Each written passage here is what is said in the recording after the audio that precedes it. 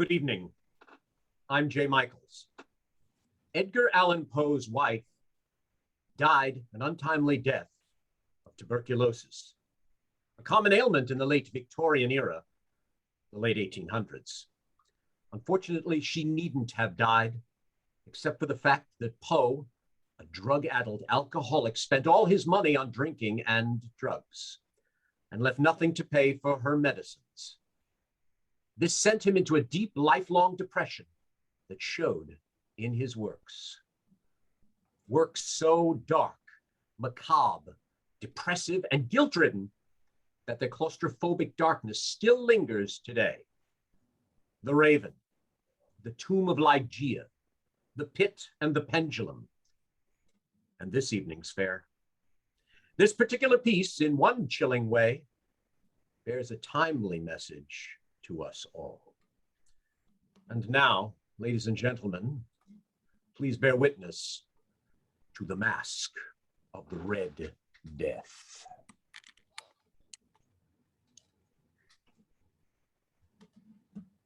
This is the story of the Masque of the Red Death.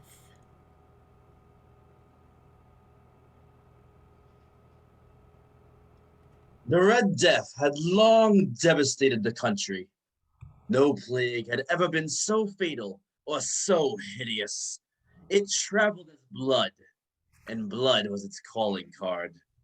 It was said to give sharp pains, dizziness, and profuse bleeding from the pores, bringing the end of the victim. When the Red Death takes hold, there is no stopping it. Within half an hour, its job is done.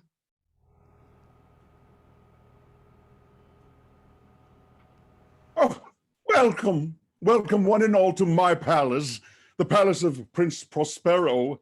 We have food to last a year, drink to last for two, and entertainment of which you will never tire. I care not of this Red Death. I care not that half the townfolk have surrendered to its fatal embrace.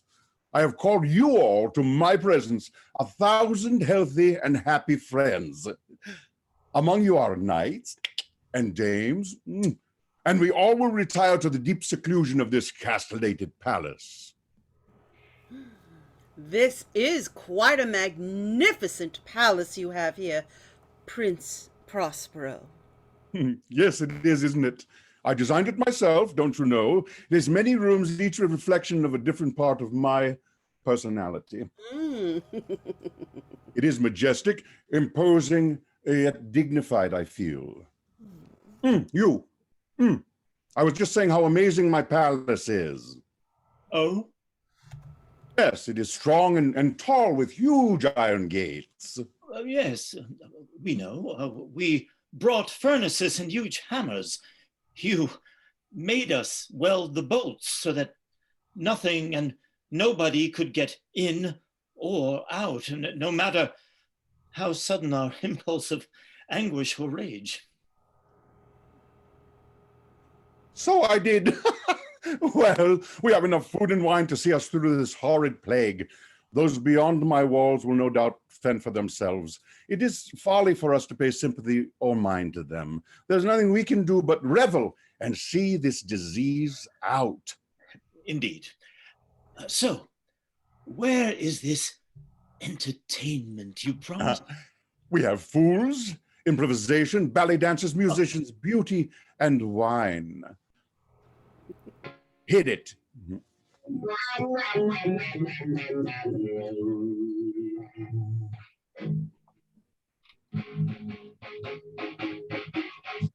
When you came in, the air went out.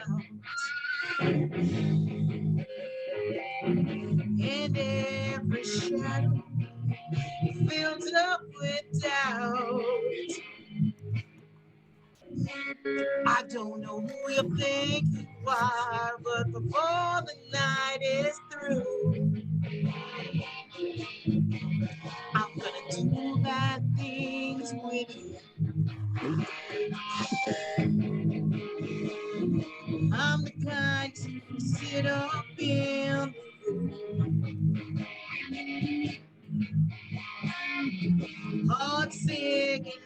eyes filled up with blue. I don't know what you've done to me, but I know this much is true. I'm gonna do bad things with you. And you came and there with us.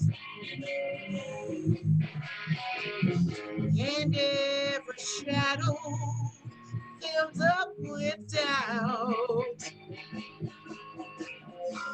I don't know who you think you are, but before the night is through,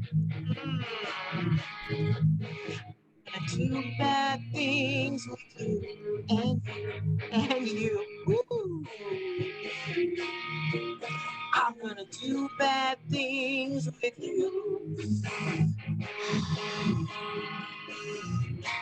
I'm gonna do real bad things with you.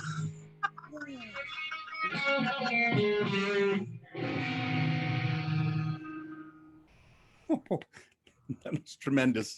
Bad things. Within, there is only decadence. Without, the Red Death.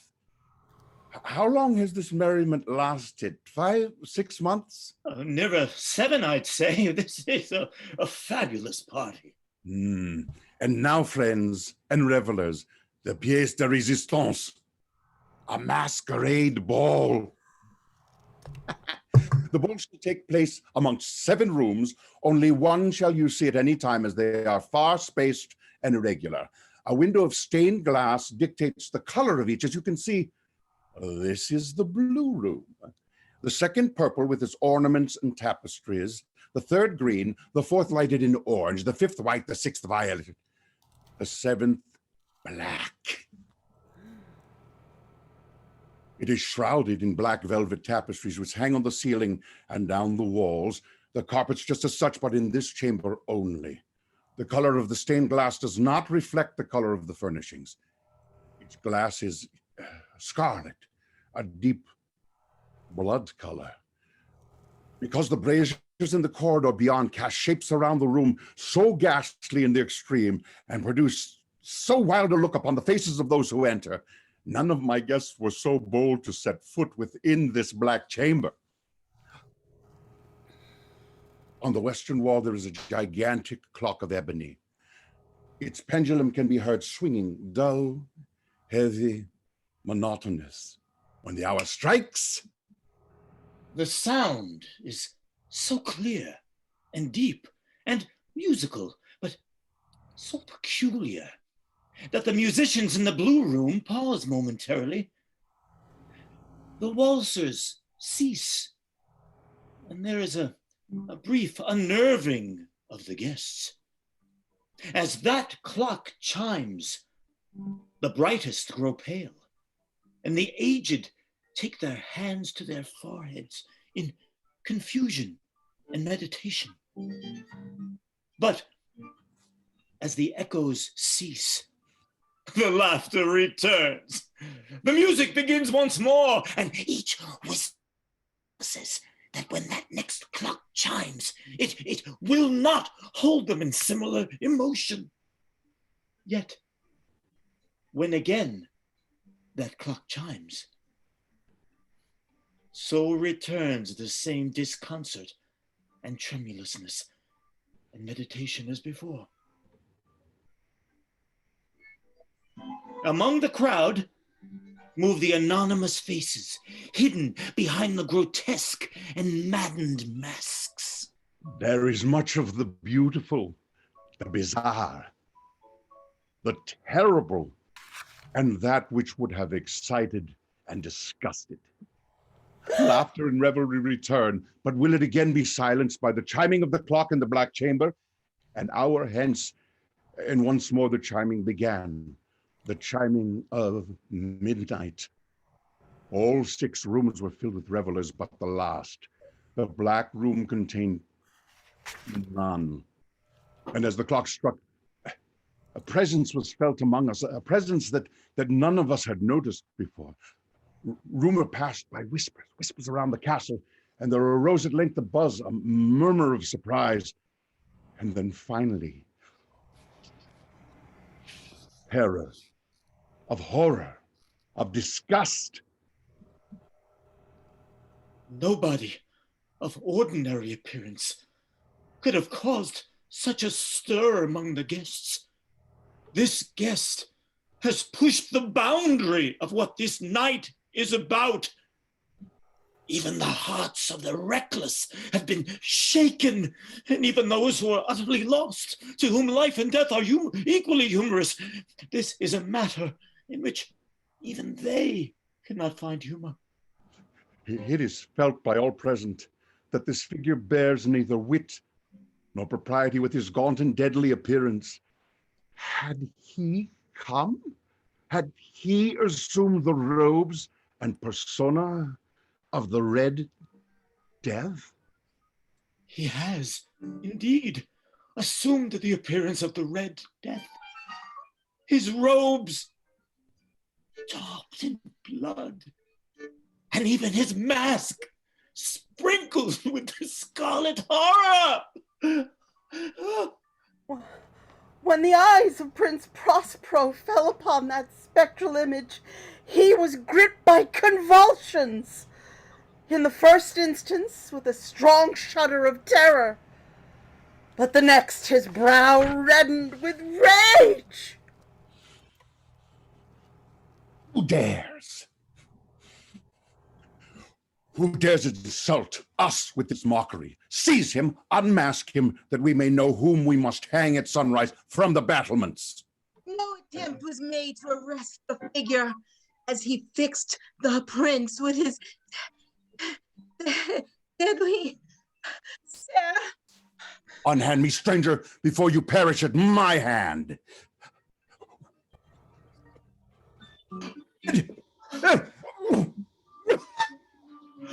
No!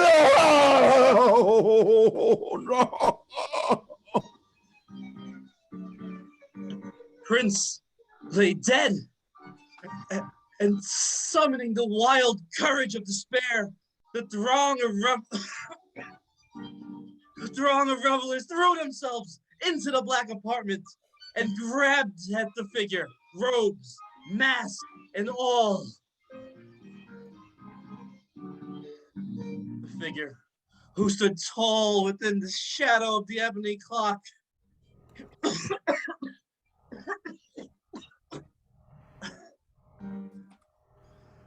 forced those around him to gasp in unutterable horror as they removed the disguise to find no tangible form beneath.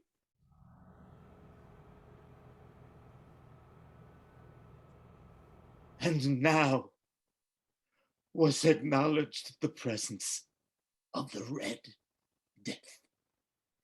He had come like a thief in the night, and one by one dropped the revelers in the blood-stained halls of their revel. They died each in the despairing posture of his fall.